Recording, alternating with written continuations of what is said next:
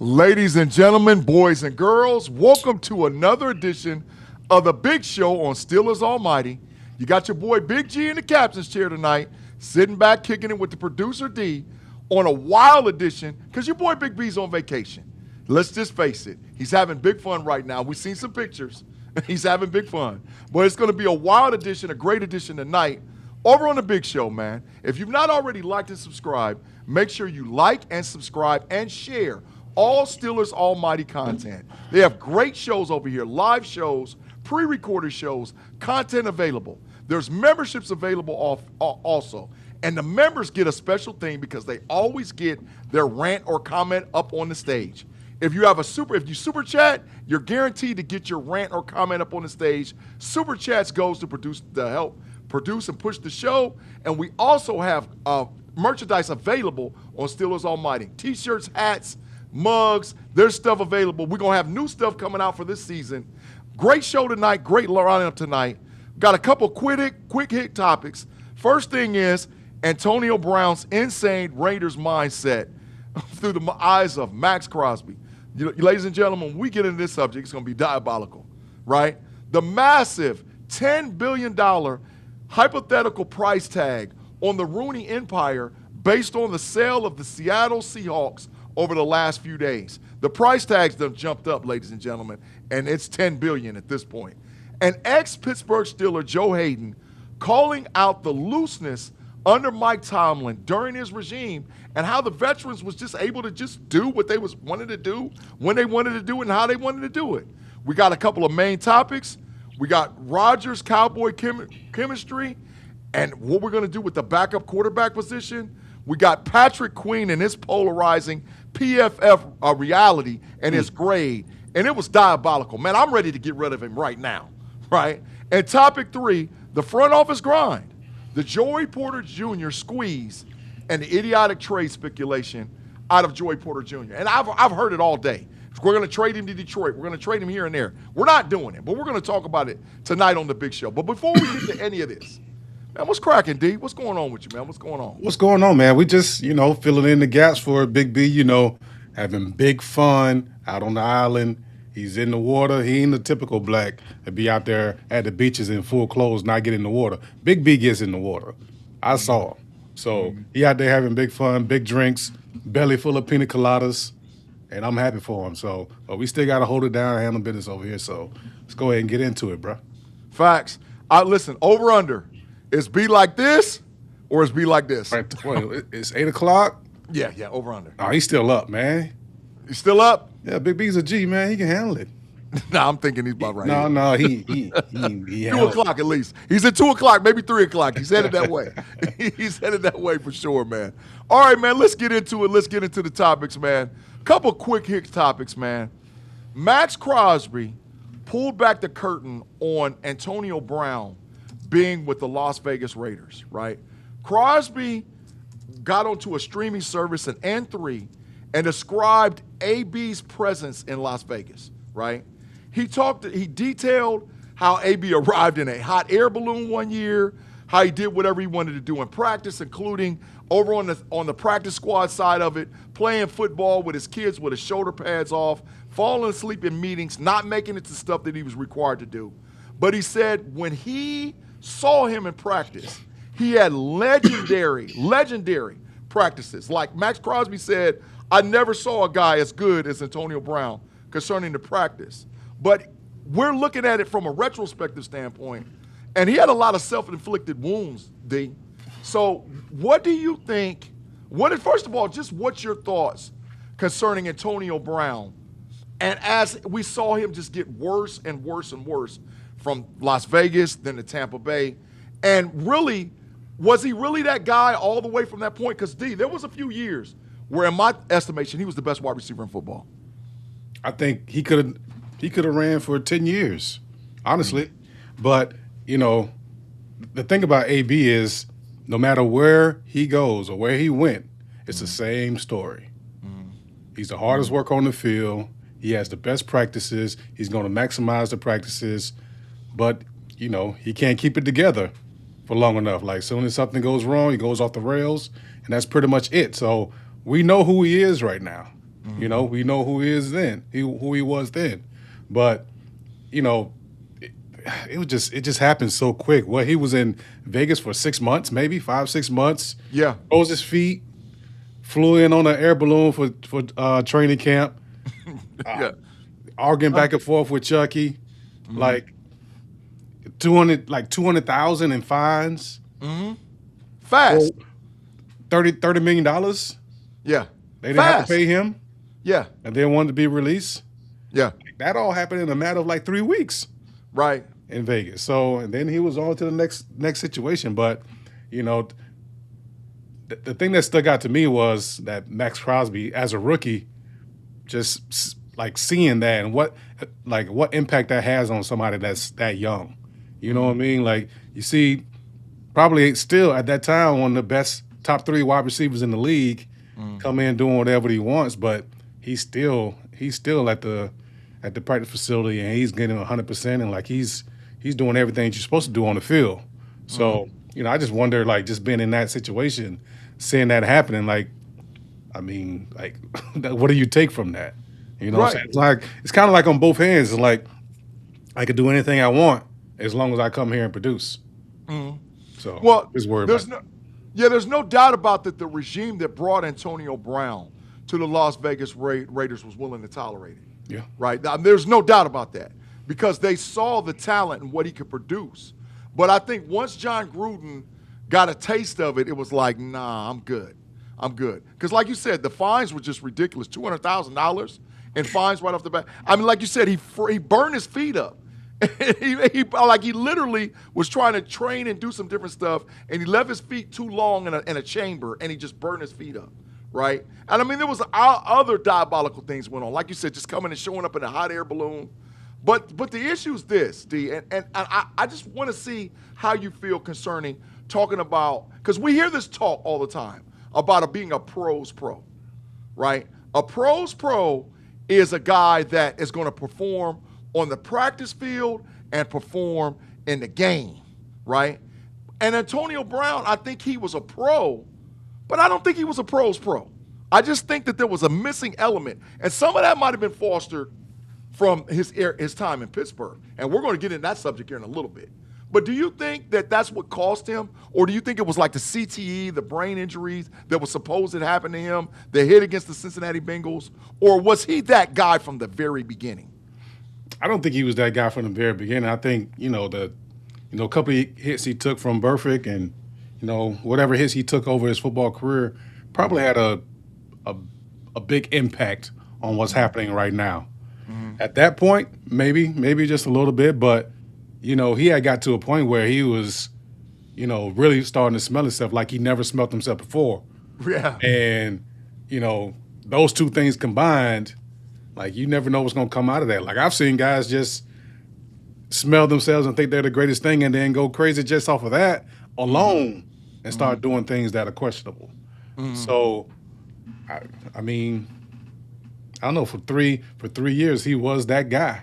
You know what I'm saying? And any opposition of that just seems, for him, what seems like stupid and, going backwards. Like, why are you not throwing me the ball? Why am I the decoy now? What's going on? Like, I'm the best receiver in football. Like, all that stuff is going to be times 10 when you have somebody with the personality of AB and everything else he had going on. So, it's sad to see. I would have liked to see him play no matter what team he was on for a few more years. Yeah. Because he still had a lot to give, but it just ended badly, man. You know how it ended in Tampa. So yeah, I mean, full crash. Yeah. I mean, we saw an NFL football player crash completely out in a game. Basically got butt naked on the field. If he could have just stripped all the way, he would have just stripped, and just gave his gloves, gave everything else away. He would have done all of that. So he had a full crash out. But I think, and just my opinion, right, and we're going to move on after this, I think that Antonio Brown is one of the biggest travesties concerning how a football player just flat out ruined his career, maybe in National Football League history, right? And some of the shenanigans that was put up across the board from Antonio Brown, just like it destroyed his career. Because I think, like I said, and I'll argue with any player, any guy that does podcasting. He was the best receiver in football for 4 years. We got a super chat, man. Still elite for the $4.99. We appreciate you, bro. He said it was a combination of the hits and getting paid very quickly and Tomlin protecting him. I'll maybe say facts a little bit to that, but I don't know if Mike Tomlin protected him like that because, D, we know about Young Money. Like, it was like the best guy's going to play. Emmanuel Sanders, Hines Ward was still there. You had Wallace. You had Antonio Brown. There was Young Money running around everywhere. So I think he had to perform because he thought he was going to get cut. What's your thinking on that, man? I don't think he cared about getting cut, man. He was too good. Now, once you get to that level, you get a couple Pro Bowls under your belt, and you make a little money, man, like, unless you're like one of the guys that's super loyal, you've been at a franchise for 10, 12 years, I know I can go anywhere and play. You know what I'm saying? So I think all he wants to do is play football and be great at playing football. You don't practice how he practices to be worrying about like what team I'm going to be on. Doesn't matter. Like, he came from a small school. He balled out there. He can go to a bad team, be the number one. He can go to the best team in the league, be number one. So it really didn't. I don't think it really mattered to him at all. I agree. I agree to it. I agree to this point, and I will say this and leave it alone. Antonio Brown was a pro. Was he a pro's pro? No. But I think that he had immense talent. He might have been, like you said, he balled out of control at every level that he played. And he might have been one of the most talented, smaller stature wide receivers in NFL history. Yeah. He might have been, with no doubt. He did a lot with what he had. Yeah. He ran the most precise routes. The whole toe touch analogy came from Antonio Brown, right? The guys, he was toe tapping. It had happened before in the league, but he made it an art to now where every young receiver emulates Antonio Brown. I think with a lot of these young guys like Jackson Smith-Njigba, Jamar Chase, some of these young guys, you can see Antonio Brown in their game. You can see it. So it's like, man, I just wish, and I wish he would have been with the Steelers, but it is what it is. They said, Leonard Dodd said 647, Mr. Producer, a.k.a. ducking them push-ups. Man, Leonard Dodd, that's between you and D. I thought we had moved on from this. I thought we had moved on from this. I don't think he's ducking. I think that he's did his push-ups. I think he paid his debt. But that, I feel you. I think they want to see the full body, D. I think they want to see the full body. They want to see the full toes, arms, everything. I got receipts. Facts. Total facts, man. All right, man. Quick hit number 2, man. The $10 billion price tag, right? Oh, wait a minute. Felicia got a good comment. AB and Le'Veon Bell were the dudes, but they crashed out and they burned their careers at the end. That's facts. The Killer Bee never got to run his full course. Never, in my opinion, D. They never got to run their full course. We saw what Le'Veon Bell did by sitting out basically a whole season, demanding this, that, and this. And then Antonio Brown just worked his way out of Pittsburgh, Pennsylvania, where he couldn't even be tolerated anymore. Yeah. So, yeah, I agree with that, Felicia. I agree. I agree wholeheartedly, right? All right, so second quick hit. The $10 billion price tag, all right? The Seattle Seahawks are selling for $9.6 billion. That's the highest in the league as far as the market is concerned. Forbes listed the Pittsburgh Steelers at a value at about $6.5 billion from an evaluation standpoint, right? That's laughable. In the current climate, 9.6 to 6.5 is, we're talking major numbers, right? In my opinion, there's a couple logical people that could ever buy the Pittsburgh Steelers if the Rooney family ever wanted to just move off of them. Now, let's be clear. I think in a succession plan, D, that Dan Rooney is going to take over, right? And I don't think that the Rooney family would ever sell. But in your thoughts and your thinking, is it worth somebody coming in to invest to purchase the Pittsburgh Steelers, who, by the way, Pittsburgh is like the 68th largest city in the United States of America compared to Seattle's like 17 or 18. Right. So is it worth somebody investing those type of dollars? And could you ever see the Rooney family selling the Pittsburgh Steelers? It's never happened before. So it seems like it's just going to get handed down handed down and handed down some more. But those deals they encompass a lot. It's not just the franchise. It's sometimes it's real estate, sometimes it's other business that are tied into it. You know, it's location, it's a whole bunch of stuff tied into whatever that franchise actually owns. It's not just a team. So, I mean, when you think about that, you know, you got the components of who the Steelers are, you know, their legacy, how big of a well-known franchise they are, how big the fan base is. But you also got to think about, you know, what facilities are you getting in return? You know what I'm saying? Like, and, you know, what kind of city it is and the infrastructure of the city. So all those things come to it. But man, if it's sold to right after Seattle, like you have to be in the $10 billion mark. Correct. You know, Correct. That's how the market works. That's how, you know, JPJ, we're going to talk about him later. Once the market gets reset, he's going to make more money by doing absolutely nothing. Not bat down another pass, not get another interception or another tackle. Facts. Sit down and watch somebody else get paid.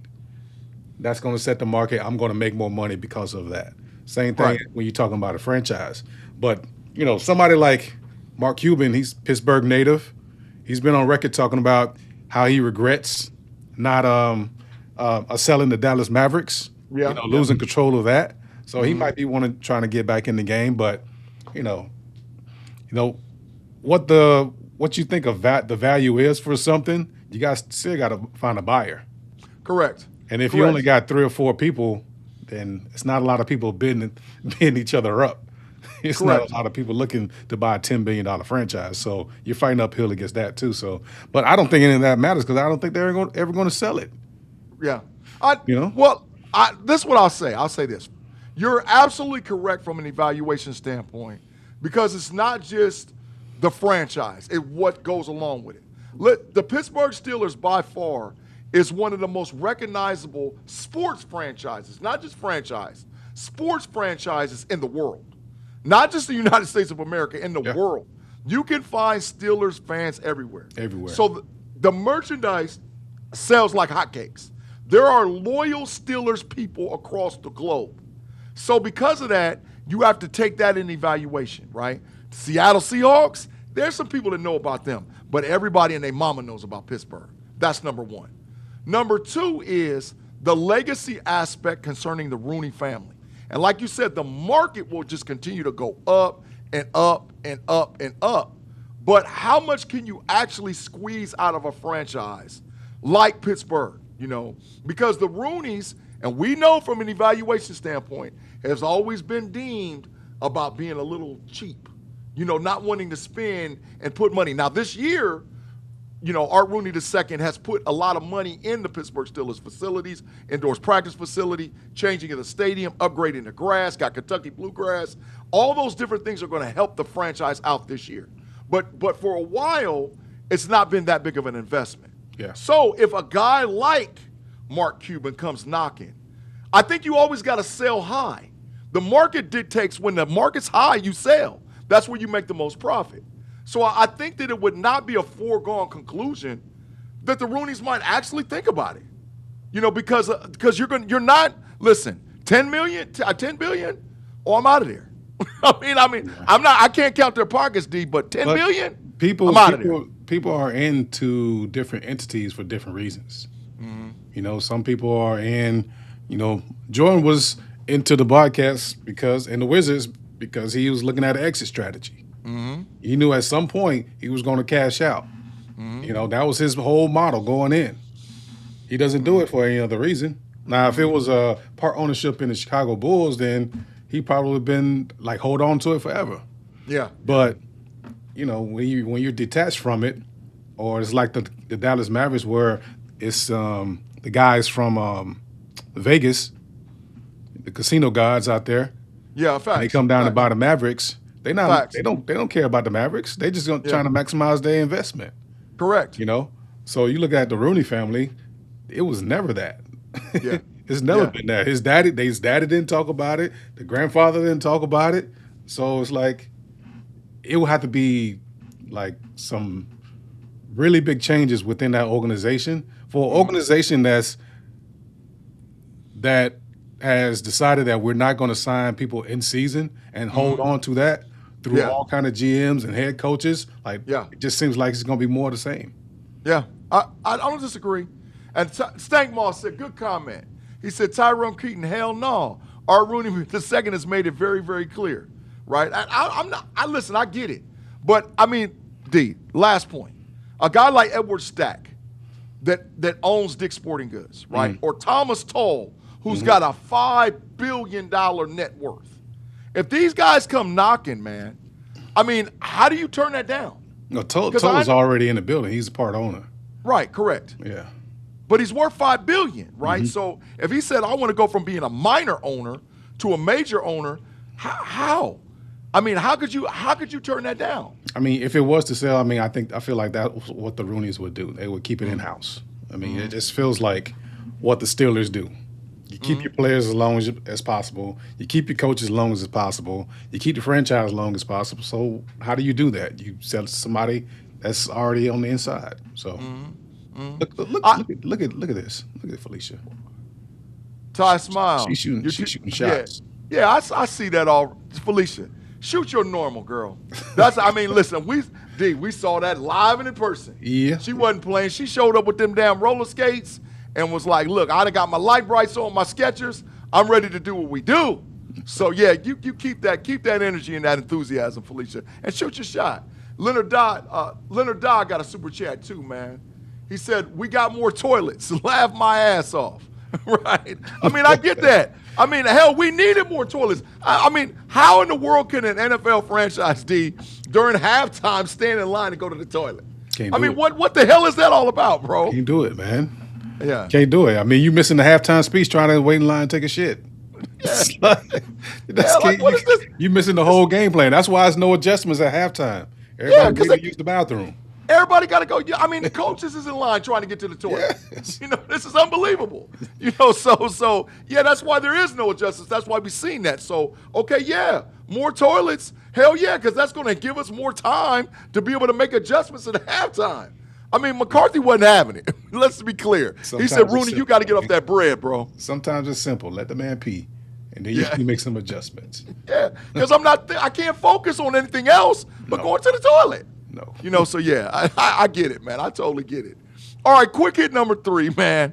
Joe Hayden exposes Mike Tomlin, and he talks about his looseness. Now, you know him and the Diabolical Debo, right? They on that podcast, and they get it in. They say, and it seems like lately, D, that they've been letting a lot of the business go, concerning what's going on in the inside of the locker room for the Pittsburgh Steelers. They're getting comfortable.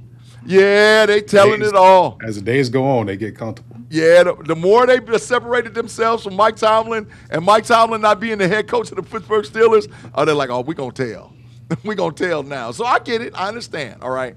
So listen, he said on his show, him and Debo's show, that the lack of structure in the locker rooms from the coaching staff, the prior coaching staff and regime was just unbelievable, right? He highlighted how minor mental errors and undisciplined details snowballed on game plans. And it was like, okay, this one thing goes wrong, and this next thing goes wrong, and this next thing goes wrong. And then now everybody's pointing fingers at each other and all A, B, C, and D. And then he stated, and I quote, Tomlin said that he would tolerate you until he could replace you. Maybe that's got something to do with AB. I'll tolerate you till we can replace you. And that created a toxic environment for roster building, right? So right off the bat, I'm just going to say this. I believe him. I mean, wholeheartedly, I believe him. And I believe it showed itself more and more, D, as we moved into the season. And the years went by. I mean, from 17 to 18 to 19, and by the time we got to 24, 25, hey, man, we saw it. And some of the players, even T.J. Watt, lightweight admitted it.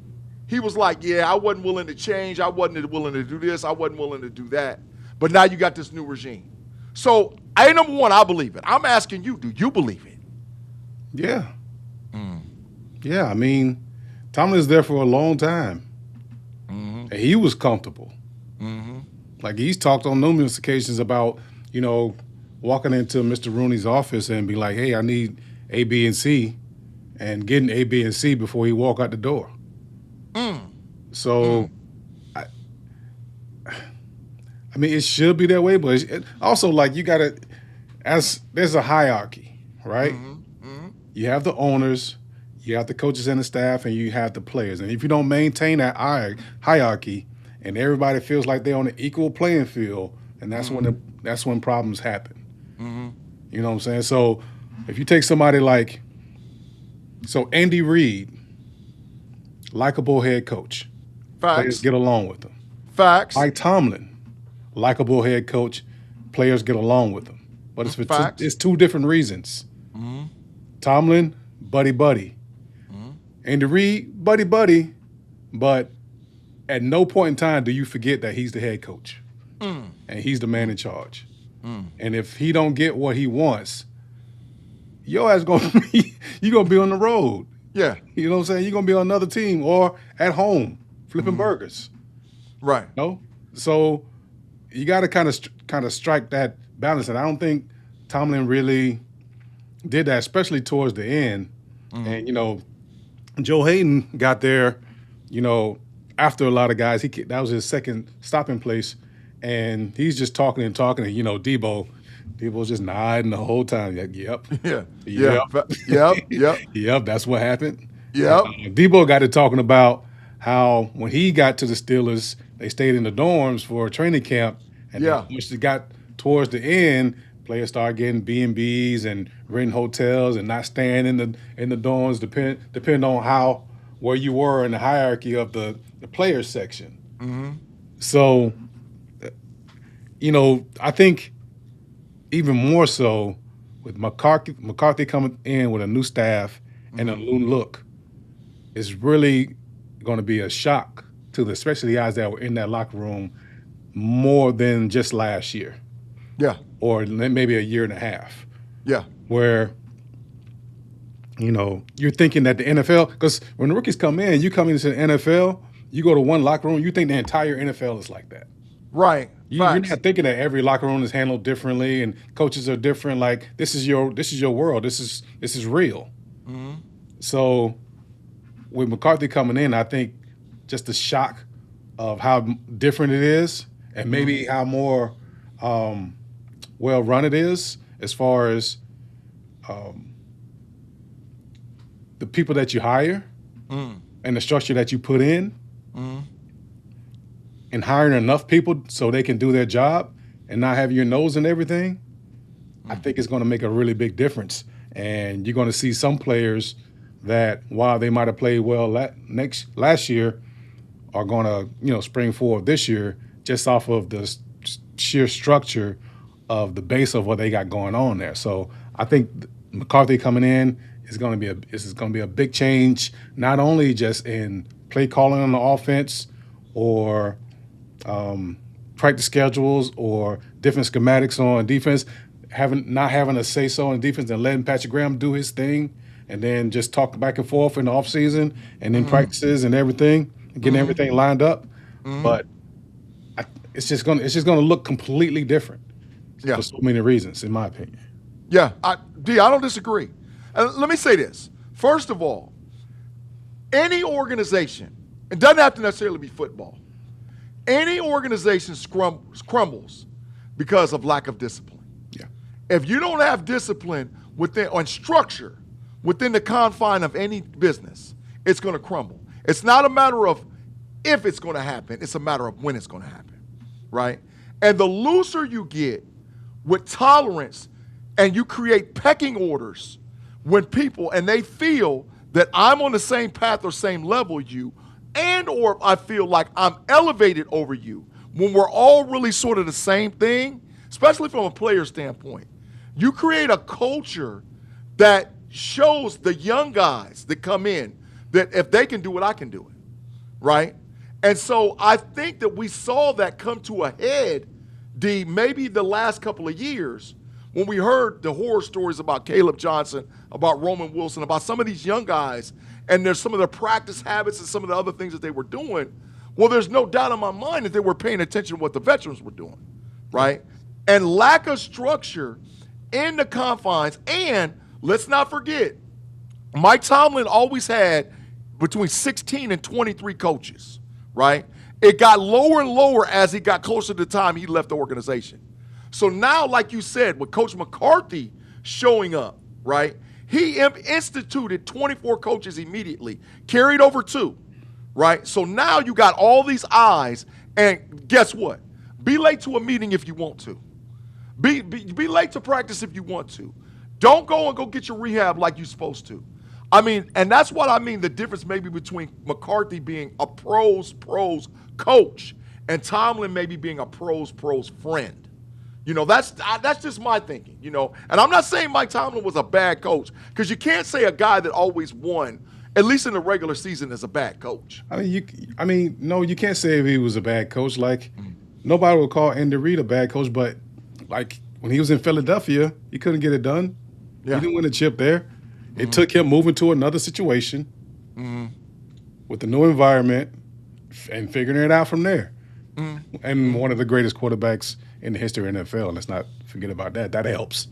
But my homeboy, of course, yeah. But I mean, if you're Tomlin and you're treating this guy this way and this guy this way, then the standard was never the standard.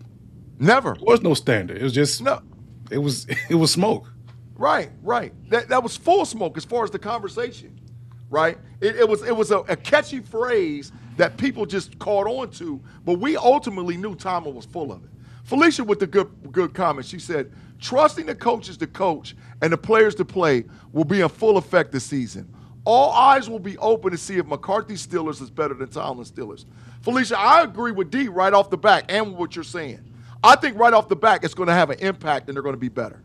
Because, D, now knowing this, that we went 10-7, 9-8, 10-7, and there was really no discipline in that locker room, and you still have that same nucleus of players and you've added to it, how much better will they be? How much better will they be, bro?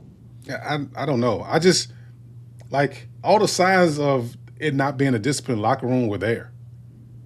Like, players coming out after the game talking about this communication errors and all this stuff going on.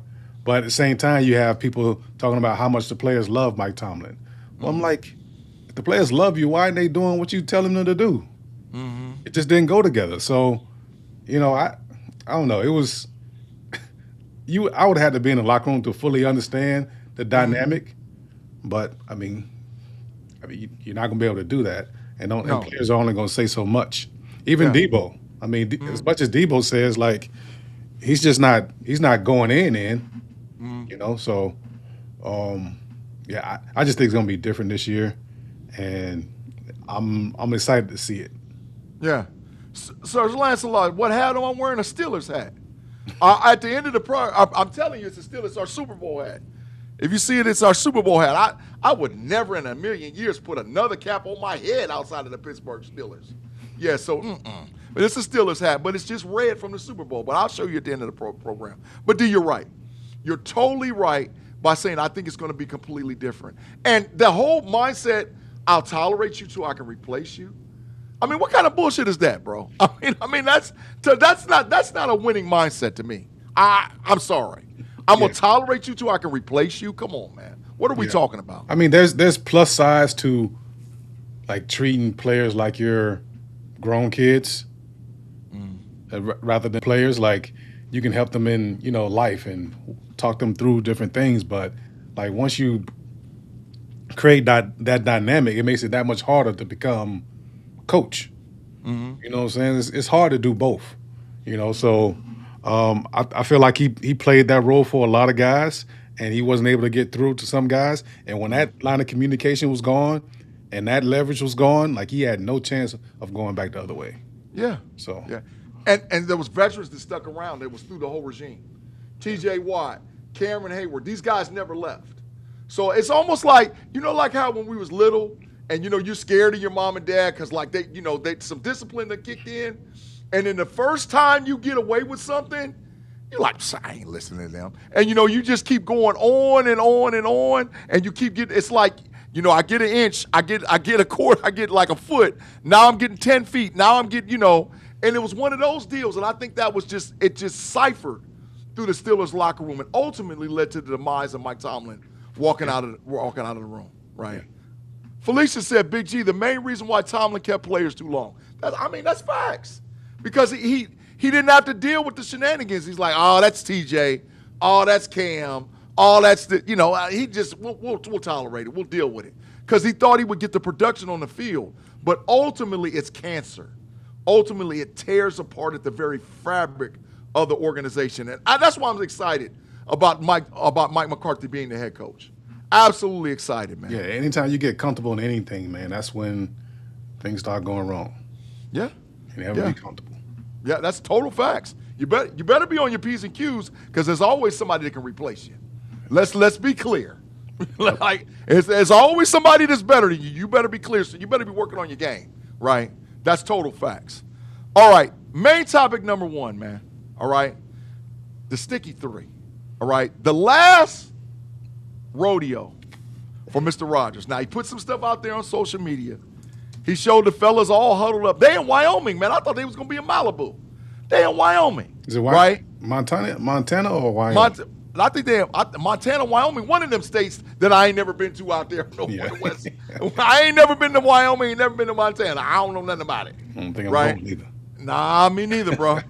but I might one day. You never know. You never know where G going to end up. I'll be in them Steelers streets. Right, so he put a picture out there, and a lot of things on social media, and he said that DK Metcalf, Michael Pittman Jr., Pat Freiermuth, Roman Wilson, which is a shock, Biscaronic, and a couple other players are out there working out together. All right, the media talk amongst the talking heads is like they're outraged over the fact that he's doing a veterans retreat and he's bringing all the guys in to be able to work on and get them all on the same page, right? Mark Madden declaring that the backup quarterback job is going to be sort of in this mix concerning with these players and how they met together, and it could isolate or, do something different to the dynamic of the team, right? So first of all, right off the bat, how do you feel about Rodgers pulling all the guys together? He said it's his last rodeo. They're taking pictures, they're hanging out, but they working out together. How do you feel about that, bro? I mean, it's always a positive. Mm-hmm. I don't know. This is something that seems like he does every year. He has some kind of go off and disconnect from the world and kind of do your own thing. And he's inviting people to have that experience, probably because it does something for him. He feels like it does something for him. It'll do something for somebody else. Mm-hmm. And if it helps me during the season, I need my guys to have this too. Mm-hmm. So not only just for, getting out there and running routes and catching passes and talking ball, but just, about life and where we are in life in general, Mm-hmm. So I think those trips are important because there's not a lot of time, especially when you're like 3, 4, 5 years in the league and you're 28, 29, 30. You're not running the streets no more. You're probably married. You got 3 kids. They in school. Go to practice. You come home. Rest up, watch some film, go to sleep, go back to practice. While the younger guys, they clicking up. Like as soon as they get out of practice, let's go get something to eat. Quickly. Let's go to the club. Yeah, quickly. 3 hours of sleep. Be right back at it. The old cats, them vets ain't doing that. So I think it's important for those vets to be able to connect because they have their own lives, like full-blown lives, adult lives. So I don't know. I would be interested to see who got the invite because if he booked it the way I'm thinking he booked it, he has somebody kind of look around and find the place. They call. They have a set amount of people that can go. Right. And then you send that number of invites out. I want to see that list. That's the list I would like to see. Because they said Will wasn't there. No. Roman Wilson did show up. Jimmy Bernard's not there. Facts. Mount Washington's not there. Facts. Do you bring your center? Zach Frazier. Why not? Yeah, why not bring your center? So I don't know. I think it's good. They did say that somebody in the airport saw Will Howard out there somewhere, so maybe he showed up late. They said he was at a wedding. He had a wedding, that's why he couldn't go. But your boy Mason was out there. I don't know what we're gonna do with him. Yeah, we're gonna talk about that. We're gonna get to that. Yeah. So unbelievable. Man, take your trip, man. It's your time. You can sit there and do absolutely nothing, or you could do something like this. Like, I don't see anything wrong with it. And people are gonna take the information and run with it and make their own story and narratives of what they think is going to be anyway. But at the end of the day, that can't stop you from doing what you want to do. And this is obviously something you want to do. So right. I don't see anything wrong with it. Well, I don't at all, right, first of all. And 2 weeks before camp makes a lot of sense, right? You're going to check the pulse of the guys that you're going to primarily be spending time with in position rooms, in locker rooms. You know, you're going to check the pulse. You're going to find out. Now, and D, I'm going to say this too. I think it's huge that Pat Freiermuth and Roman Wilson showed up to that. I think it's absolutely huge because those were two guys, and we don't know if it was a systematic standpoint, scheme standpoint, but they were in the doghouse. Yeah. Right? They didn't get an exuberant amount of catches or opportunities. Hell, Roman Wilson couldn't even get a helmet at some point. So for those guys to show up and to be with Pittman and DK and some of the other wily old veterans, it speaks volumes about what they're planning to do. Because you know, D, a quarterback's got to be on the same page with his primary targets. You know that. Yeah, they do. They do. And you're going to get a lot of that in camp. But at the same time, like, you know how Rodgers is when somebody doesn't runs the wrong route, or they're not in the spot they need to be, or they ran a 7-yard comeback at 8. Yeah. And he's got something to say about it. Yeah. Like, you can't be that extreme and that hard on your players and have them not experience anything on the other side. So I think this is an opportunity for them to get to know Aaron as a person and realize that when he does yell at me, it's because he's trying to get me to do what we need to do to win this game. It's not because he hates my guts. Facts. You know what I'm saying? And some guys will think like that. They take it personal. Yeah. You know what I'm saying? But if you give them something else, they have something else to chew on besides, yeah, man, this nigga, he always chewing me out. You know what I'm saying? He always on one, dog. He always tripping. What is we talking about? But D, this one too. All successful businesses, I've worked for multiple companies throughout my life, right? Most successful companies go away for a retreat. Like we want to get away from the day-to-day operation of what's going to go on because we know what's happening in 2 weeks. We already know. So, yeah, we're going to run routes. Yeah, we're going to catch passes. We already know. I don't give a damn what they say. The playbook's been there. Hell, Rodgers got the playbook memorized in his head. Yeah. You know, he's walking around like the book of Eli, D. Like, you know, like the book of Eli, they took the Bible from him, but he had it memorized in his head. Yeah. Aaron Rodgers has that playbook from Mike McCarthy memorized. He knows everything that's going to happen out of it, all the calls and everything else. So, yeah, that gives them an opportunity, but it also gives them an opportunity to gel and come together. And I hate the fact how the national media is spinning it. Like it's the last run. And I think that it's something that you see most teams or most quarterbacks that want to win in the National Football League, that's what they do. That's what they do. I'm going to get my guys together, and we're going to get together and do what we do. Yes, sir. And if Will Howard showed up, that's a plus. Yeah. Right? That's a plus. Now, this is the spin-off of it. Certain writer, Mark Madden, diabolical in all his ways, is declaring that Will Howard is his job. Like, it's his job to lose.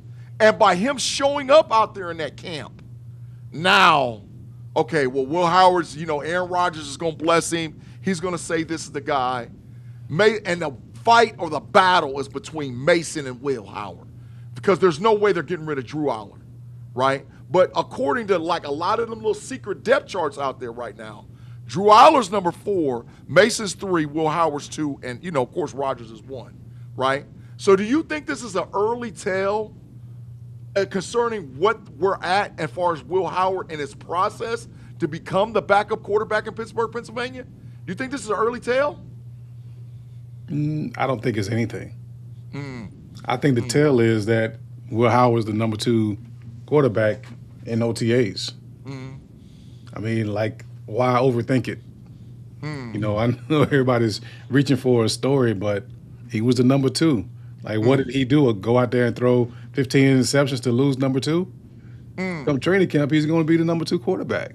And then it's going to be his job to lose.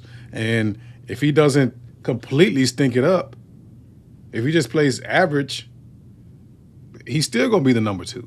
And then you got to figure something out, you know. Do you cut Mason Rudolph and just keep working on Drew and live well at the number 2? Or do you say you come up with some way to get Drew Allar on a medical and keep Mason Rudolph? I don't know. But I don't – at this point, I'm finding it hard to think of a path where Mason Rudolph is the number 2 quarterback this season, especially going into training camp. Like, how bad is Will Howard going to have to play to lose the number 2 in training camp and in a game and a half of football? That's a big hill. I can't get there. Well, the deal is this: we didn't see him last year, so we really don't know what we got. But I don't think that Rodgers would even waste his time to invite Will Howard if he thought the guy couldn't play, right? And it could be Mason Rudolph's out there. You know, it could be. But this is just my concern, man. This is just my concern, right? That you overinflate Will Howard from a quarterback position. Because, D, let's be clear. Kenny Pickett looked great in the preseason. I mean, Pittsburgh Steelers fans was talking big shit. When Kenny Pickett, how he was out there looking, we was like, oh, we got one. Oh, we this, that, and this. Oh, and then the regular season hit and everything changed. So I understand that the Yens want to put value in what Will Howard's going to do in the preseason. But you can't anoint that guy necessarily the incumbent, the up-and-coming one. You can't do that from an evaluation standpoint because certain guys are going to look good in the preseason based on what the other team's doing as far as schematics, who they're playing and who they're not playing. You just can't do that.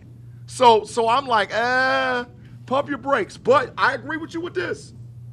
I mean, they're going to have to find a trade partner for Mason Rudolph because I don't think they cut him.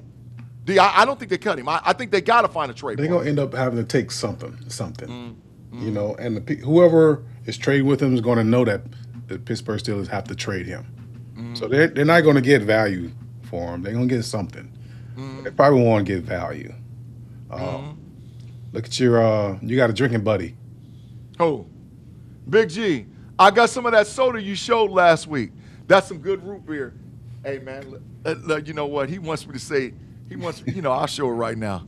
You got you one of these old Zivia creamy root beers, man. You got you one, man. Hey, they're beautiful. Let's be clear. I mean, I got sitting in front of me, I got 11 flavors right now, man. I was sipping on one of these earlier.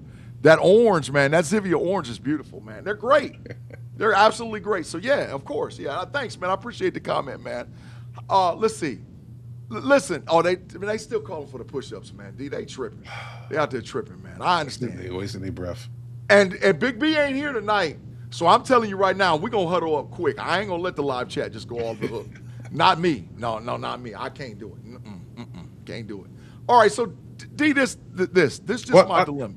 I'll say this. If I don't expect Aaron Rodgers to play a lick of preseason. He's not going to one snap. Not one snap. Over on. So you're saying, okay, let's do this. Oh, okay. All right, let's bet some push-ups. Man, get out of here. Listen, this is what I'm saying. Over or under. Okay. 90% capacity to see Will Howard start 3 preseason games. I'll say 2 out of 3. 2 out of 3? They coming out. Yeah, I think Mason's going to start one of them.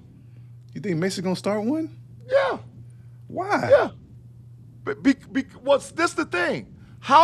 This the whole question to it. How much does Mason Rudolph fit a Mike McCarthy system? Because if he does, that's when you're going to see the guy start. Because he's got to see. about He's got to see him. it being different and like there's no rollover from previous years. Okay. So the fact that Mason Rudolph's been here, left, came back, and that he's a Steeler, that doesn't exist in Mike McCarthy's head.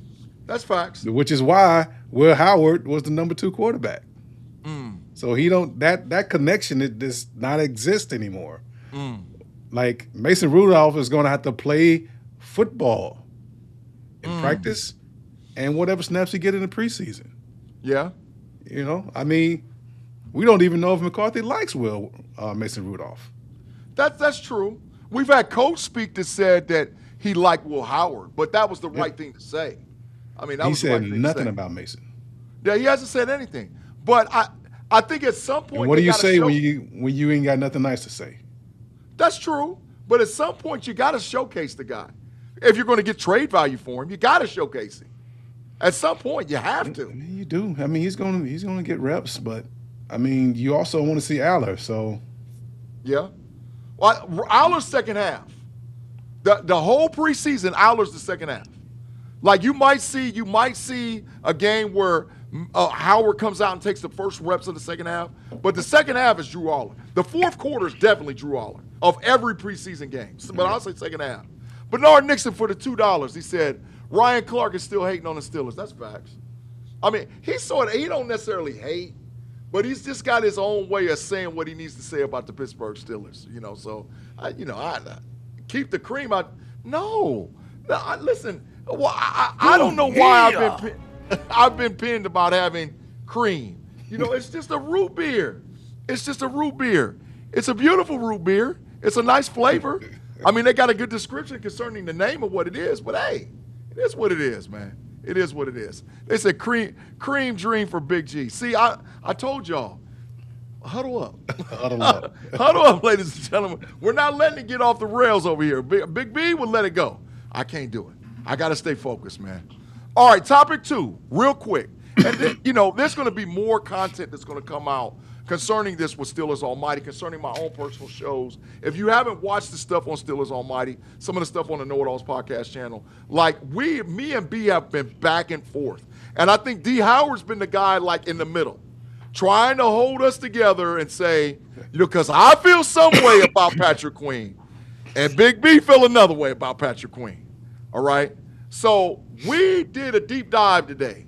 We looked up a lot of stats. We saw some stuff from PFF, right? And D. Howard, I'm just going to say, they gave him an honorable mention ESPN ranking despite an awful 2025. He had a career worst 43.5 PFF super trash grade over 1,180 snaps. Oh, my God, right? And he was supposed to be this super leader. He was charged with a staggering 28 missed tackles, gave up 74 receptions for almost 900 yards and 3 touchdowns, just allowed in coverage, right? But the people, the prognosticators, the people out there is saying Patrick Queen has elite speed. He's good with play calling, but his play is just too inconsistent. I feel a certain kind of way, so I got to let you talk because when I go, I'm going. Right, I'll go. So, you know how the dude said Incredible Hulk, I'll go. But when I go, I'm going. So say what you say, bro. I don't know how ESPN got to honorable mention for Patrick Queen. Like they could have easily just said what they wanted to say about him without putting him in the top 14 linebackers, which he may be, but he hasn't shown it. No. And to me, you got to show it to be it. So if you 79th in PFF, it's only 32 teams. Right. And they all got 2. They all got 2. Yeah, they all got 2. So I don't know. Highest missed tackle rate among players over 50 tackles. Highest. 163rd against the run, 165th against the pass. Yeah. Come on, man. This is not to bash Patrick Queen. It's like, but why? Why did you have to make this list and put him on there? And then give him an honorable mention on top of all of that. Yeah. I don't know. I don't know. I think that we will see an improved Patrick Queen this year because we have a improved defense. We have better players. We got a better defensive line, guys up front. We signed all three of our pass rushers. We got a better secondary. So by default, he's going to have to do less. And that's what we want Patrick Queen and Peyton Wilson to do. We want them to have to do less. And if he can do less, then maybe his athleticism can shine more than it did in 2025. Because, gee, this as bad as he was last year statistically, Yeah. there's not a whole bunch of guys you can go get that are better than him. Bobby Okereke. It's not a whole lot. Maybe him. Yeah, I'll take him today. Yeah, I would too. Today. I would too, but I mean, I would take him and try to keep Patrick Queen because you still need depth. Like you got Cole Holcomb behind Wilson and Queen. Like who else do you have at that position? Like one guy go down, it's like we hurting. So let me say this. To say that he's full trash is an extreme, even from my standards. Let's be clear. Like to say that he's full, and I've been there. I'm talking about I've been hostile concerning Patrick Queen. No, right? I mean I agree with you. I would say he is. Oh, I would say he is too. Well, that's what the hell I'm talking about. I'm not. I don't think he will stay there. I think 2025 was probably as bad as it could possibly get for a team that was still above 500 and made the playoffs. Yeah. So the floor is low to be a better linebacker this year. So I think he can do that in this new system. Him and Peyton Wilson are going to tell the story on how much better Patrick Graham's offense is than Mike Tomlin. Them alone, because the secondary is super talented. The defensive line and the pass rushers are super talented. The only place that a defensive coordinator can have a significant impact on is our middle linebacker position. And if they play better and they shine, it's because of Patrick Graham. Yeah, facts. Sir Whips a lot had a super chat, D. I don't know if you've seen it, man. Yeah, it said, he talking about awesome soda. I'm 59 and I'll do push-ups. Bets. I want to see push-up bets. Like, no. I mean, I feel you. I feel you, Sir Lance Whips a lot. I feel you. Thank you for the $1.99. We appreciate you. Now, D, let me say this. This is my first point, right? Concerning, and I saw Big B in the comments talking about Patrick Queen ain't trash. I seen him over there. See, I told y'all he about 2 o'clock, 3 o'clock right now. He's somewhere in there. I seen it up there somewhere. I saw the comment come. I said, what in the hell? But anyway, let's be clear. I think the first issue is this. Look, what's happening, girl? There you go. Patrick Queen isn't trash, G. G's on Thunderbird. But he isn't top 14. Like I said, to call him full trash, to call him hot trash, dumpster fire, tire fire, some one of these comments, that's not fair. However, my first issue is this, D. He's not a green dot. And we're paying him to be a green dot. And all these Steeler fans that's out there that's saying, oh, well, Peyton Wilson's going to get the green dot put on his helmet this year in the offseason. That ain't happening. There's no way in hell they're taking that green dot off of him. That's just my estimation. So, I mean, that's my first point. I don't know if you got a rebuttal but they're paying him to be a green dot linebacker. And from that standpoint, he's got to be in the bottom 3 or 4 green dot middle linebackers in the National Football League. He has to be, based on the play. At this point, you can't, as a football team, you can't worry about what somebody's making. They just got to play. They just got to do what they're supposed to do. You know, like you signed a contract 2 years ago. Yep. So at this point, I don't care what you make. Just you see in this playbook? Yeah. It says you're supposed to be right here. Yeah. Be there. Yeah. And when you get there, make the tackle. I don't care if it's $5 million. I don't care if it's $15 million. Just do it. And if you can't do it, we got to figure something else out. And also, like Peyton Wilson, I'm not done with him yet because realistically, he's only been in the NFL for 2 years. Facts. For 2 years, that's not a long time. Facts. You know, and he got pulled.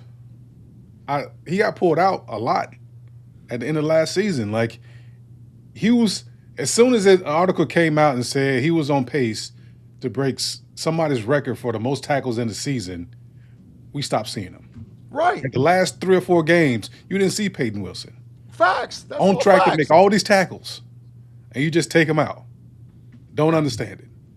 I don't know what he did or what he said. Maybe he got put in the same doghouse that the other Wilson was in. But that shouldn't happen. That shouldn't happen. And I don't think that's going to happen with this regime. So we're going to see a full Peyton Wilson. We're going to see a much improved Patrick Queen, I hope. We're going to see a better defense overall because on paper they just better. Right. You know? And an element of surprise. Like they don't really know what it's going to look like, especially in the division. So correct. Now this is my second point.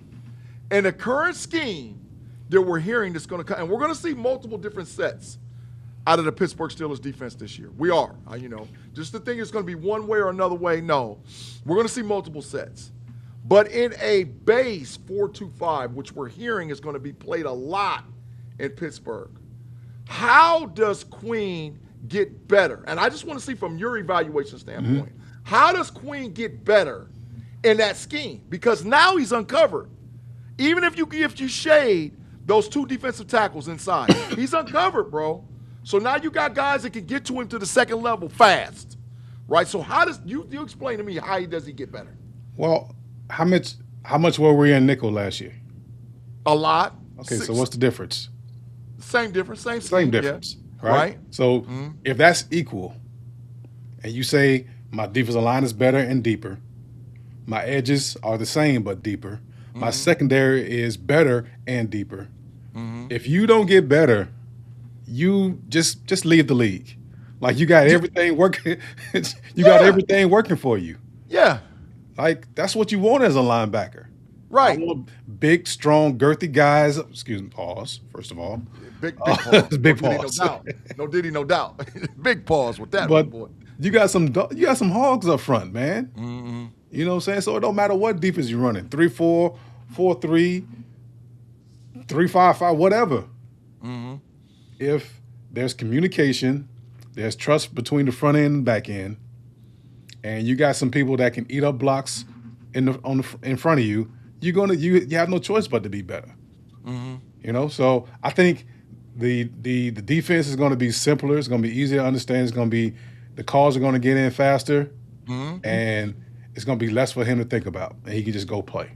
And that's what I'm hoping for him and for Peyton Wilson. Maybe Peyton Wilson shows Patrick Queen that mentally he's in a better space to be able to handle those calls and get that stuff out. Maybe he becomes the green dot at some point.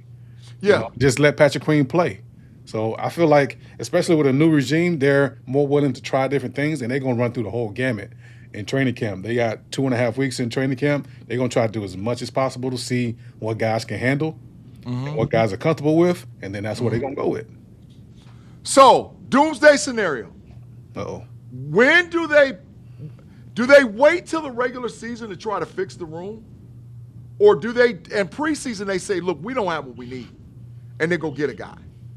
Because I'm leaning, maybe I'm just being negative Nancy, right? I'm leaning more towards the fact of that we're going to go get a guy, right? Because I don't know if the room can hold up. Because like you said, if we lose Queen or if we lose Peyton Wilson, what's the alternative? I mean, Cole Holcomb? And then after that, who? Malik Harrison? That's no. my concern, but the way they're moving, it doesn't seem like they're concerned about it at all, which is confusing. You know, like you don't get one in the draft. You don't do anything in offseason and free agency. We're running into training camp in 2 weeks exactly.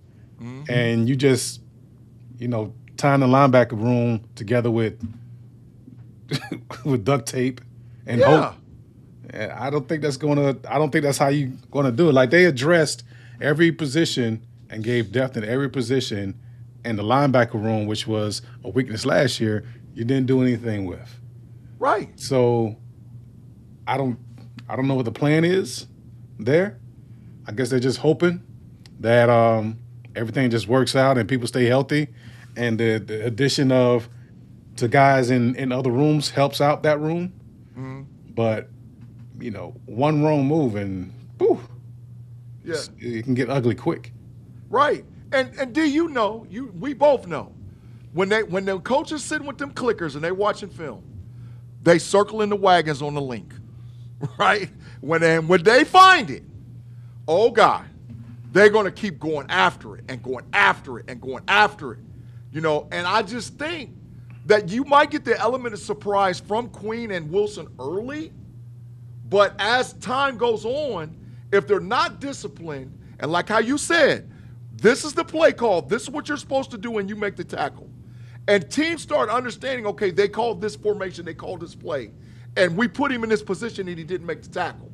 Or we put him in this position where he overran or his pursuit was horrible. Or he didn't cover the tight end in the flat. Or he didn't cover the tight end in the seam.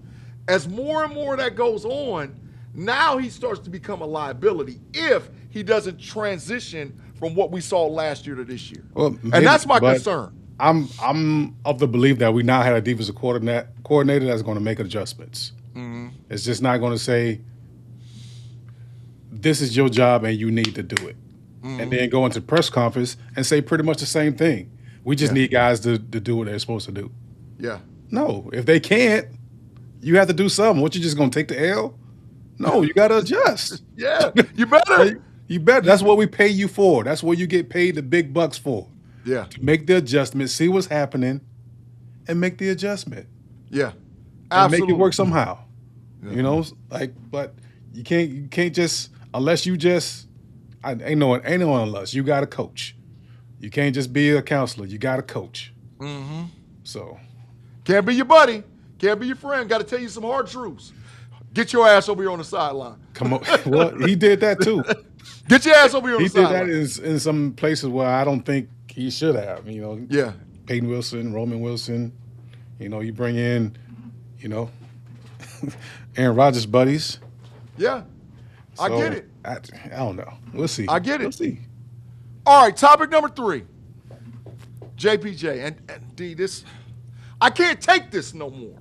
Right? And all of them Steelers streets, man, there are so many people talking cash money about JPJ and because the rankings came out. He didn't even make the top 14, bro. Right? And the deal is this. There's a couple of youngsters. Gonzalez, Witherspoon, they do. They do for bread, bro. Right?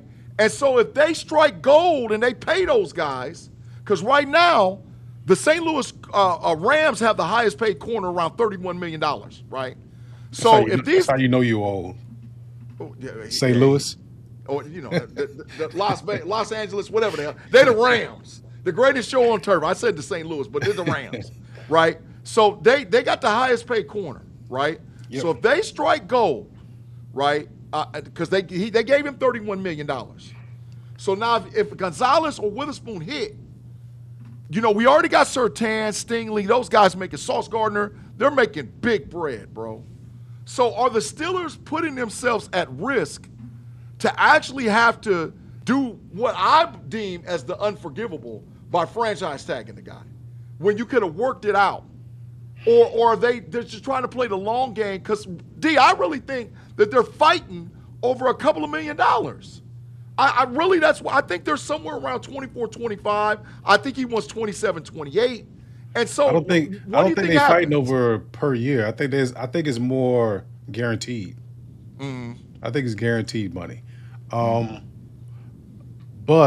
I will say that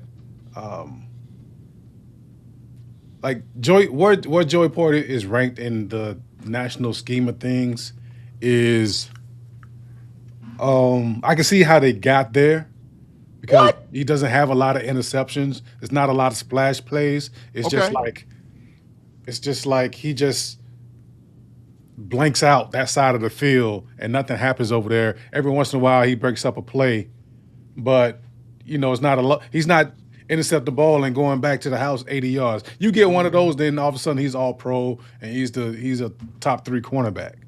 Those are things that put you above. Like, you can be a great cornerback, and some of these other guys are, but they're also making amazing interceptions and returning footballs. So, as far as the contract, Uh-huh. If they, I don't think they're playing hardball. I think Joey Porter Jr. knows exactly what you said. These guys are coming up for contracts, and he knows that they're going to get a lot of money, and it's probably going to be guaranteed money because those guys are so good, and you have to pay them that much. And that's just going to pull him up with them. So I don't think he's in no hurry. The only hurry he might be in, he knows he has to sign before the first game starts. Because once the season starts, the Steelers are not going to sign him to any contract, and he's just going to have to play out the year. Yeah. So that's the only deadline. So as close as I can get to that, just wait and wait and wait. That's what I would do. I just wait. I know this guy's about to sign. If they sign 2 days before, I'm gonna sign the next day, and my number's gonna be higher. So I don't think it's the Steelers. I think the Steelers are like, well, this is where you're falling. This is, I mean, we're paying you well. This is what we're offering, and he's thinking, well, I could squeeze probably another $10 million out of this deal if I just wait until 3 days before we play our first game. So I don't know what that means for training camp, what he does in training camp or does not do in training camp. But I think it's more him because he's not giving any kind of hometown discount. No, hell no. It's like hell no. It's definitely not telling him to take any kind of discount. So which I don't know why you would anyway. Hell no, I ain't giving you nothing. Pay me. But D, this is my pushback. Look at career interceptions by Witherspoon, Gonzalez, Patrick Surtain, Joey Porter Jr., and Sauce Gardner. All the numbers are the same. One guy might have one more pick than the other guy, but they're all right there in that same pack. Sauce got a lot of hype, and he's been tailing off ever since. The other guys, I think they were doing it a little longer than JPJ's been doing it. Well, he's a JPJ though. Yeah, because if they've done it longer and they don't have more picks, then what the hell? Well, they don't have more picks, but they've been a shutdown corner for longer. Like we were a year removed away from talking about how much JPJ played with his hands and how many pass interferences he got. Yes, he's corrected that, but that's only been for a year. Those guys have been dominant for 3, 4, 5 years. Yeah. I could say some of them definitely hit the ground running. But when you see a player and D, I got to say this too. Maybe the coaching was diabolical as well, right? And then he actually figured out, wait a minute, I got to improve myself with A, B, C, and D, right? No PIs, no penalties like that. He cleaned all that up. And literally, he was almost an island on one side. They didn't try JPJ like that. They wasn't trying him like that. So if he elevated that, and now you're saying, okay, we're going to get a different Patrick Graham scheme, and on top of that, I get Dean to go opposite me. So now I got Dean on one side and I'm on the other. Oh, now you're going to see an elevated play of JPJ. You're going to see it, right? Maybe. So I'm saying pay the man. Maybe. You got to pay him. Maybe teams decide that we don't want to throw to Dean, and you get more balls at JPJ, and then you really see who he is. Okay. I think they'd be foolish to do that. It might be. It might be. We've seen Dean intercept balls and take them back to the house. That's facts. So, I mean, you want to give up 7 or incompletion? Yeah. But now I'm not saying that correct. I do believe a pick 6 is just huge, right? But when you're, like you said, some guys are just good corners where they're – because the whole thing with the Pittsburgh Steelers from a schematic standpoint has been we've seen 14, 15, 16, 17-yard play drives, right, over and over and over again. We need to get 3 and outs to get the offense back on the field, right? And I don't need a splash play in the red zone, especially like if I get a splash play in the red zone and we go 3 plays and punt the damn ball again, right? So that's why I'm saying that I think that JPJ is going to be more of a risk taker in this scheme for Patrick Graham to do things because he feels like my team is improved. And, okay, you want to pick on me? Oh, not because Dean's on the other side. Try me if you want to. So that even more so, if they don't give him a contract and he goes off this year, we're cooked. We're cooked because now he might be demanding top 2 money If he goes off, they might be I demanding. mean, and what's that, the difference in money on that? Pay him now. I mean, you could, or you can, or you can just say, hey, we'll holler at you next year, and then you got a cornerback that's playing for a contract here. Like how good is a money motivated JPJ? Like what else does he do? You know, so there's that side of it too. But you know, financially, that you run into an issue at the end of the year, trying to figure out what you're going to do with the contract or the franchise or whatever. But I mean, at that point, the market is set. If he's going to wait till the market's set anyway, I mean, the market's going to be exactly the same at the end of the year. Unless Gonzalez and Witherspoon hit. Because right now the ceiling is $31 million. One of those guys could get more than that. One of them, realistically, one of them could get more than that. Yes. And I could definitely see what Gonzalez getting it. I could definitely see Gonzalez getting it. Witherspoon deserves it, but I could see Gonzalez getting it. Right? So now he goes off, right? He has a 3 interception season and 1 pick six. Okay, numbers that so we've seen his play jump and jump and jump. Now he's saying, I'm just as good as them. Why would you not give me that money? It's 1,000 things that can happen. Like, I'm a firm believer in the players that you want, you find a way to pay them. So, you know, like, we can go into the season and you can pay Gonzalez $31 million and, you know, knock on wood, he tears an ACL in week 2. Yeah, true. Or Witherspoon just gets paid and gets fat and happy and doesn't play worth a damn in 2026. True.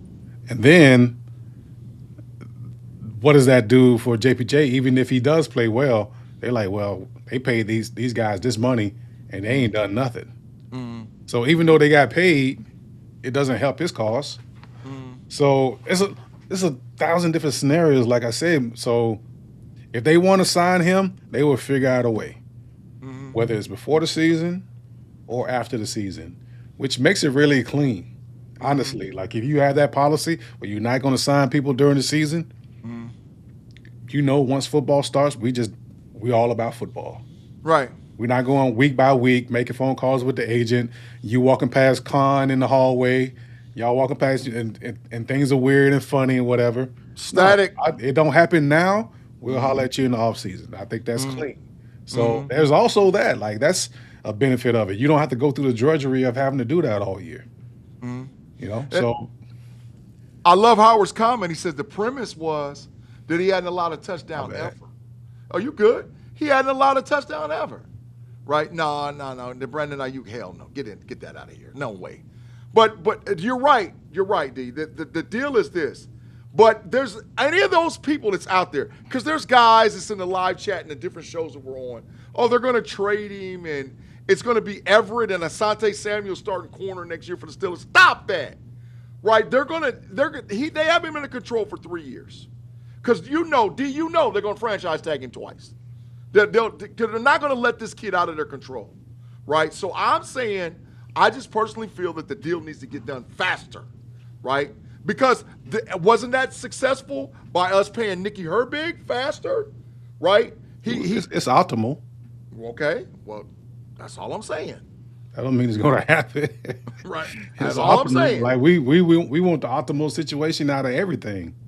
But if optimal doesn't work out, you got to go to the next step. And, you know, what is the next step? Franchise tag. Play the season out. At the end of the season, franchise tagging. Yeah. That's and then if we try to work it out through the franchise tag, and if not, you play on the tag that whole year, which now he makes super bread, right? And then you franchise tag him again, and now he makes super duper bread. You know, so where you could have just got it done. You know, you could have just got it done. So I get it. I'm not tripping. But I think the best situation, the best scenario. So let me ask this last question. Do you think that the Steelers sign him by the time training camp is over with? I think the question should be, do I think JPJ is going to sign before the season? I think the Steelers want to get it done. I think that's one of the reasons why they haven't done anything with Keanu. You know, they can't spend all their money. they signed Keanu and can't pay JPJ, now they really in a hole. So I like I said in the beginning, I think he's just waiting on those other two guys because he knows there's potential for more money. The longer he waits, the more money he's going to make, as long as he takes care of business, right? If he signs now versus 2 days before the first game, he's going to make more money. If he waits till after the season, he's going to get franchised. He's going to make more money. He gets franchised again, he's going to make more money. If he gets signed anywhere in between those two franchises, he's going to make more money. So why am I signing? Yeah. Just can say and do whatever they want. But my chart is going like this. Yeah, facts. I'm just facts. Right. And the faster we get to the regular season, the more it goes up. Yeah. So yeah, I think he might be a hold in, to start out with, but I think some kind of way they're gonna reach it. They're gonna reach some type of deal. It just doesn't make sense. And I'm hearing that some of this is tied to maybe T.J. Watt restructuring some money to free some money up to make sure he gets paid. So that could be a factor as well. He wouldn't even move from left end. They gonna get him to leave some money. I mean, he's trying. I mean, he admitted it. He admitted it. He said, I was diabolical in all my ways. He was. He's like, and they gave him an option. It was like, you can give us some money or you can move. He's like, I move. Yeah. So yeah, I'll start doing some different stuff because I've been diabolical in all my ways. Where you want me at? Yeah. I want to play this outside edge. You want me inside? You want me to run in coverage? Yeah, I'll do something different. Leave my pocket alone. Yeah, I ain't giving up a nickel. I ain't giving up a nickel. Total facts, man. All right, man. We reached the end of the podcast. We had another great show tonight on The Big Show, man. We got that. D, you here in person. I'm here in person, man. You get to show the producer question. Do I get to read it? Yeah, hell yeah. I've been on what? I'm a dry snitch. I've been on your side, bro. I've been on your side. It's that other guy that I'm on the show with. I don't think that's true. I don't think that's true. Man, yeah. I was there. I was there too. That is true. Yeah. That is true. You just couldn't see me. I could see you though. Yeah, that is true. That is true. That is true, man. You can see me, but I couldn't see you. But man, they have been pretty good though. They have been pretty good. The questions have been pretty good. Every week y'all say it's been pretty good for the last 2 or 3 weeks. No matter how long we go down, it's just the last 2 or 3 weeks. But most of the time you remember what people did bad. Like you could do good a whole bunch of times. Yeah. And then that one bad one sticks out in your head and you're like, oh God, he's horrible. Yeah.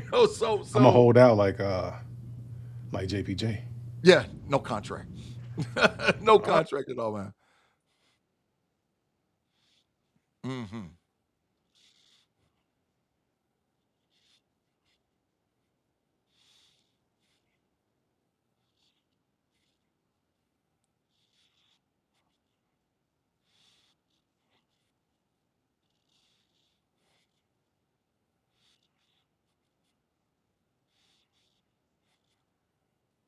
Mm.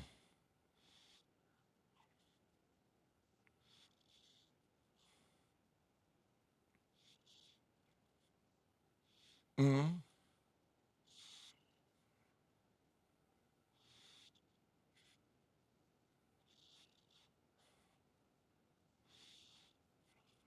Mm.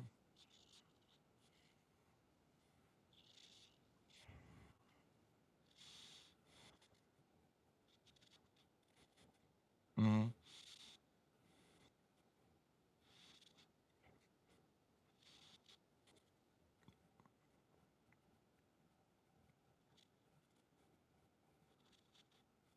Mm.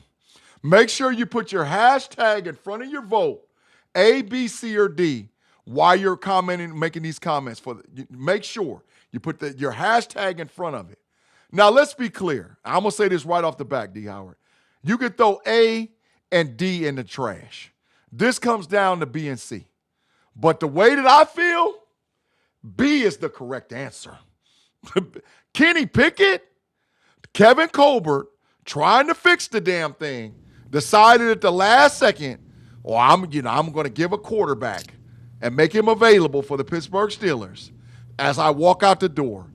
And, the hype train was on and popping from Kenny Pickett from the very beginning, a local product out of Pittsburgh, University of Pittsburgh, and he was garbage. He was garbage. So now, fast forward to today, we still don't have a franchise quarterback, right? So I think that has set us back more than anything because we've had to rotate Russell Wilson, Justin Fields, Aaron Rodgers. Hell, we had to put Mason Rudolph in there. We didn't have to do some stuff, right? So I think the franchise quarterback, but passing on Jalen Hurts, that was a crime. That was a crime because Jalen Hurts was sitting right there. But from a developmental standpoint, we didn't know Jalen Hurts was going to be this. We saw him at Oklahoma. We saw him at Alabama. They were saying he was more of a running quarterback. We didn't know he was a 2-time Super Bowl appearance guy, winning a Super Bowl. We didn't know all that. So in hindsight, it might look like C. But it's between B and C. I just want to get your thoughts, man. Like for A, you pretty much got your fill with Najee Harris. You got 4 years, you got 1,000 yards. Cream Humphrey would have been a better pick, but you didn't totally flake on that. Kenny Pickett was definitely a reach. Everybody thought it was a reach as soon as the pick was called, and the Steelers hung on to him longer than I thought they should have. Claypool could have had Jalen Hurts. Yeah? I mean, you could have had Jalen Hurts. But at the same time, like you look at Chase Claypool as a specimen, you can put his combine into it, you put his workouts into it, his size and physicality in that first year. It's like, I mean, at the time, Jalen Hurts coming off, having to leave his school and go to another school because Tua took his position. So in the moment, that seems like the best pick, but obviously you would want to have Jalen Hurts over Claypool, but yeah, hard to do that one. And as far as the last one,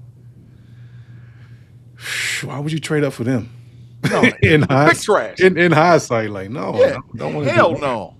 But Hell no. 2021 was a crazy – like Michael Parsons went 12 in that draft. And that is facts. I mean, it wasn't a whole bunch of talent ahead of him. Zach Wilson, Kyle Pitts.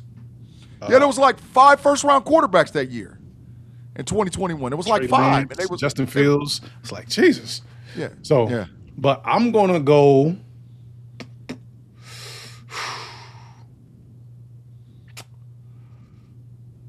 I'm going to go with C, man. I'm going to go with C because you only get so many chances to get a franchise quarterback and to lock that position in and then start working on the rest of your team. So I'm going to go with C, hindsight. Yeah. I mean, been looking for a quarterback since. So, I mean, that's got to be the answer for me. I mean, I feel the chat likes D. That's just surprising. Give me one of the quarterbacks out of those 5 guys that was any good. The 49ers traded all the way up to 3rd to get Trey Lance. What are we talking about? They did that. No, hell no. They trash. That 22, they wasn't. Get out of here. I mean, Drake maybe, but no, come on, man. No. Chat trolling, man. Got to be. I mean, I get it, but there ain't no way in hell. Come on now. But the deal is this, like, B, I mean, D, you're right. Claypool for Jalen Hurts. And a hindsight, absolutely. There's no way because we know right now not only would he be a franchise quarterback, but could have Jalen Hurts done what he did for the Philadelphia Eagles, for the Pittsburgh Steelers. And yes, absolutely. Absolutely. If there was some other factors that came to play, like getting players to go around him. That guy we don't mention was the OC. Oh, God. The big trash. Yeah. Up north, the Leaf. The big trash up north was so the Leaf. Could he? Could he have? Like, can the answer be C or D if we can't develop quarterbacks? Yeah, well, that's what Tomlin refused to do. Right? Mike Tomlin never, ever, and let's be clear, Mike Tomlin never, ever, ever developed a quarterback. Never. But drafting, how many times drafting a guy and missing does that put your franchise back? Let's be clear. The 49ers just got lucky because Brock Purdy was hanging around in the 6th or the 7th round, and they found something in him. That doesn't happen. That doesn't happen. If you miss with a first-round talent, Steelers can do it. Where? With who? Will Howard? Stop that. That's diabolical. Stop that. Right? It's a possibility. Man, come on, man. Come on, man. If Will Howard turns out to be a good quarterback and starts, and we got him for a 6th round, you would be in the same bucket as the 49ers. The only difference is you would had waited, 2 years to put him on the field. Correct. And, I mean, was he a 6th rounder, so his contract is going to be up. After 1 year. Yeah. After 1 year, his contract's going to be up. You got to pay him. You got to pay him all kind of bread off of 1 year. You got to restructure your whole defense. Yeah, hell no. Hell no. That's most Steelers people don't understand it. They don't understand that if the earliest Will Howard's going to play is year 3. So you'll get 1 year, and then you got to make a decision. Yeah. So no, hell no. That's even more so by telling me he's not going to be the franchise quarterback. Purdy had 2 years. He got 2 years, didn't he? And they hurried up and gave him a bag. Yeah. They dumped a bag on him, like a big laundry bag full of money. And I don't know if he not earned for it. the bullshit right now. Yeah, that's facts. that's total facts. So, no, hell no. But Kenny Pickett, that's done put us back. It's year 4 removed from 2022? It's year 4? Come on, dog. It's done pushed us back. That's the answer. B is the correct answer, man. Ain't no doubt. Yeah, it's got to be. It's the quarterback position. Yeah. It's much worse to miss on a quarterback than it is to not draft a quarterback at all. That is facts. That is ultimate facts. That's big facts, right? So yeah, the correct answer is B. The live chat, they die about it. You said D. What are y'all drinking? Y'all drunk as hell. If you saying that the answer is D, y'all drinking. No, hell no. Stop that. Come on, man. It wasn't no. Yeah, I don't think they didn't hear me read the question. I didn't put myself on screen in time, so some of them probably too drunk to read right now, so they probably read the question wrong. That's probably what happened. So full dark. Only Christine got it right. Imagine that. She been on dark liquor for some days. Let's be clear. for some days. All right, ladies and gentlemen, we reached the end of another edition of the Big Show, man. We had a ball tonight. We had a great time tonight. Me and the producer D was in here.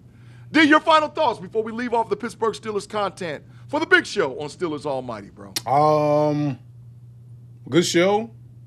Can't wait for Big B to get back so I can resume my normal role of being in the shadows.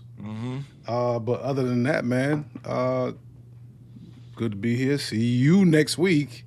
And I will be with Big B on Thursday for the night rant. So Big B will holler at y'all then. Hopefully he's blurple, because that's been the goal. I saw pictures. I'm always for my boys reaching their goals. So whatever I saw it pictures. Is. I saw pictures. Saw him? Yeah. He had on shades, but you can barely tell he had on shades. Oh, God. He was out there just blending. He dark. Totally blending. Totally yes, sun. Yes, sir. Full blend. I feel it. And listen, y'all, we got 2 weeks of training camp, right? Everybody reports on the 28th. We're hyped about it. B will be back this Thursday, like he said, just to do the noonday rant. There's a lot going on the Steelers Almighty. Make sure you go back and check out all Steelers Almighty content. Every show, every week. Live content, greenlit content, shorts content, and make sure you check out some of the gear that's over there on Steelers Almighty's page. It's absolutely great because we're going to hype it up this year for the 2026 season over here on Steelers Almighty like you've never seen before. I'm here every week with my fellas. I'm on a couple other podcasts. Just work something out behind the scenes. We'll announce it later on. But you're going to see a lot more of G over here on the Steelers Almighty channel moving forward, right? In the meantime, you can always check me out on the Know It Alls podcast channel. I went over there today. I was talking about JPJ Island. Some folks liked it, some folks didn't. But you make sure you go back and check that out on that channel. And always, always, always rock with all Steelers Almighty content. Man, as for your boy Big G and my dude D, man, we thank you guys for another great edition of the Big Show. I'll see all you guys next week. Make sure you check Big B out tomorrow on The Rant. Have a great and wonderful evening. We'll holler at y'all later. Peace.